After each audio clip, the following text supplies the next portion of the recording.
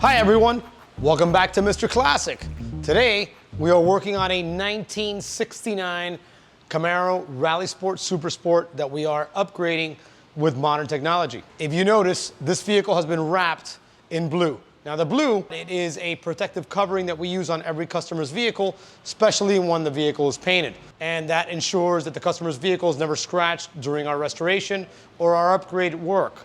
Now, if you notice here, we have a Raptor liner that we use on the undercarriage. We cover the entire undercarriage of the vehicle to give it full protection from all weather and rust. If you notice here, we have a set of upgraded WILWOOD brakes that we've used on this vehicle. On the front, we've used the same type of upgrade.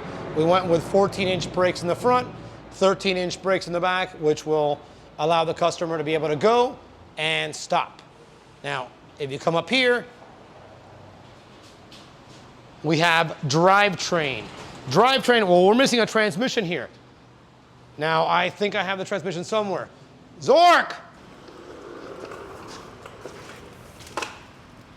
What's up, J-Cam? What's up, buddy? Welcome back. Welcome back. So what we have here is a 627 horsepower LSX 454, color matched block and valve cover to the paint of the vehicle. Yes, a little extra work, but it looks great. Now it is backed up by a 4L70E 4-speed automatic transmission. Great cruising. Great cruising down the highway. Now we don't have an intake manifold on it yet, but it is going with an LS7 style intake manifold, fuel rails, fuel injectors, and throttle body. You know what's great about that? What is that? He can drive this car anywhere. He doesn't have to worry about cold days. When you have EFI, he can drive this car to California if he chose to. Now, carburetors are an option that some clients would prefer. They're great for certain people. Certain people like carburetors, certain people like EFI, but this guy wants all the bells and whistles. And if you want all the bells and whistles, you are going for EFI. Now, are we EFI people here? We are EFI people here. We are EFI people here. We do carburetors too, but we love EFI. We do carburetors here, but we are EFI people here, people. So now we move on to the front of the vehicle. Front of the vehicle equals engine compartment, firewall, steering, suspension, and frame. Now, Zork. Yes, sir. I do notice this firewall is very smooth. Yes, it is. It's got a smooth firewall on it. You don't notice any of those ripples here. And since we're putting a vintage air AC system in here, we don't want that big box showing here. So all that's been removed. The AC is going to be on the inside. No more ripples. Nice, clean look. That motor looked great in here, especially these LS motors. They have that really short intake manifold on it. You don't want to see any of that ripple on the factory firewalls. Now, I do see the frame is also a wrinkle finish.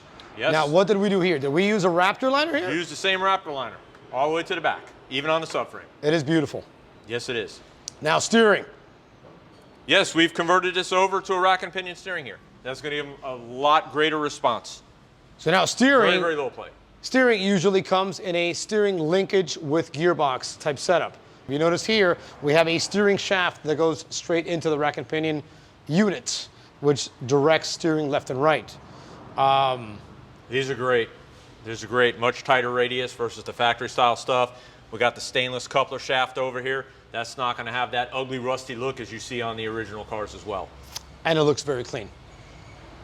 Where do we go from here? Suspension. Yeah, we got tubular upper and lowers from HOTCHKIS. This particular ones we have here, this is the offset style bar. So this one we can actually flip this bar the other way 180 degrees and we can actually adjust the camber a little differently. You can still add the shims, but you can move it a lot more versus having a big stack of shims there. I do see a huge sway bar in here. Yeah, bigger sway bar, same thing from HOTCHKIS. That's going to make them handle a lot better. HOTCHKIS suspension. Got some lowering springs on here also. So we covered the rear brakes, but we hadn't spoken about the front brakes. So front brakes are also WILWOOD. It is a complete kit that comes with a 14-inch front rotor with a 6-piston caliper setup. Rear comes with a 4-piston caliper setup and a 13-inch rotor. Obviously, the front rotors have to be a little larger because they do carry the larger load of the brake weight. Now, Zork. Yes, sir. Do you have any information on WILWOOD and why we use WILWOOD here at our facility? They're a great brake. They're a great brake. Not only do they look good, they have this nice coating on it, they're also thick. So you have that great heat dissipation.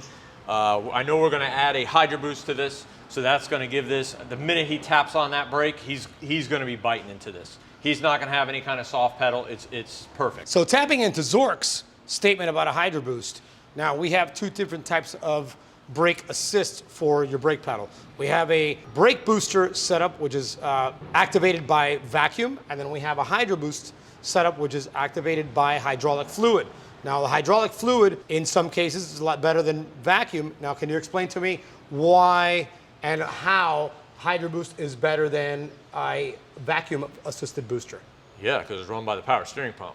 So you have the power steering pump at 2,000 plus PSI running through that. It is very, very, very crisp when you hit the brakes. Now, what happens Very if crisp. a vacuum hose blows, the vacuum Doesn't matter. booster is not working, and you have to stop? Vacuum booster, if the vacuum booster goes out, you don't have brakes. It's similar to a Hydro Boost. Usually a Hydro Boost, you do have that little accumulator on there, so even if a belt snaps or the power steering pump goes, you still do have some sort of brakes. But when you start getting into these very, very large piston count calipers, you have 6 on this side, you got 4 in the back, those vacuum boosters, they just don't cut it. If you want it to stop good, you are doing a Hydro Boost. You're not even looking at a vacuum booster. So is this going to be a 10? This is going to be an 11, man. Ooh, I like it 11. So we got to get a wrap on this. We got to get the engine, transmission in, and finish final assembly on this. Zork, Yeah, what do you say we get to work on this thing? we got to get to work on this like pronto. Stay tuned for the next one. You got it. Subscribe to Mr. Classik's YouTube channel for more episodes.